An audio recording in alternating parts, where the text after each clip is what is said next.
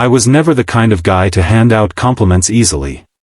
Not because I didn't notice things, but because I didn't think people cared to hear them. But that day, something about her made me speak. It was a Sunday afternoon, the kind that smelled like coffee and rain. My mom had invited a few friends over, her old nursing colleagues from the hospital. I was just there to help set up the chairs, carry trays, and maybe sneak a few cookies before they noticed. That's when she walked in. Her name was Claire, one of Mom's closest friends from back in the day.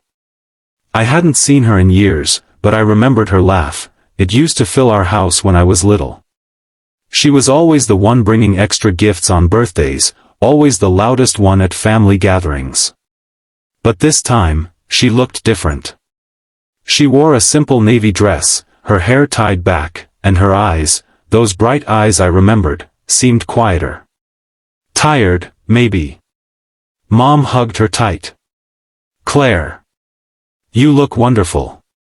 Claire smiled, but not the way she used to. It was the kind of smile people wear when they're trying hard to hold something together. Later, when Mom went to the kitchen, Claire sat alone on the porch, looking out at the rain. I walked out to hand her a cup of tea, still steaming. "You look beautiful today," I said, without really thinking. She froze for a second, then turned toward me with eyes that shimmered like glass. She smiled, but her lips trembled just slightly. "Thank you," she whispered. Then, after a pause that felt heavier than the clouds above, she added, "You have no idea how much I needed to hear that." I sat down next to her, unsure what to say. She took a deep breath. "Do you know," she began softly, "it's been almost a year since anyone called me that?" I didn't know what to say. How could someone like her, kind, warm, gentle, go a year without hearing she was beautiful? She sipped her tea, staring at the rain.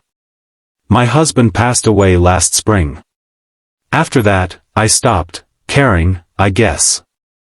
About myself. About how I looked. About how I felt." Her voice cracked.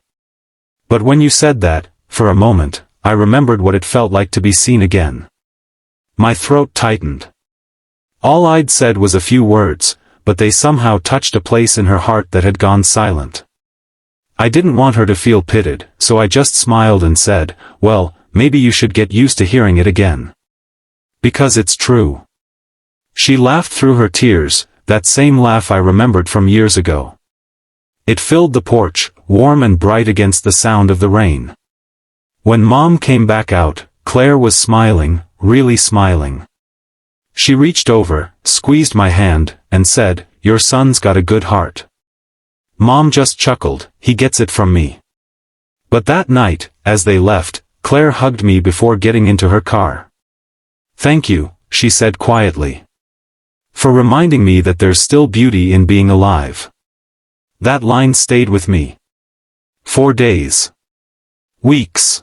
It made me realize how little things, a simple compliment, a moment of honesty, can bring someone back from the edge of loneliness. We never really know what someone's going through. Sometimes people hide behind smiles, behind "I'm fine," behind old photos and busy schedules. But one kind word can break through all of that. Months later, Mom told me Claire had started volunteering again, joining social events, even planning a small art exhibit. "She's glowing again," Mom said. I smiled. Maybe it wasn't my words that changed her, but the reminder that kindness still exists in the world. And now, every time I think twice before saying something kind, I remember that day. Because sometimes, what feels small to us might mean everything to someone else. Never underestimate the power of a genuine compliment. It might just be the light someone needs to find their way back.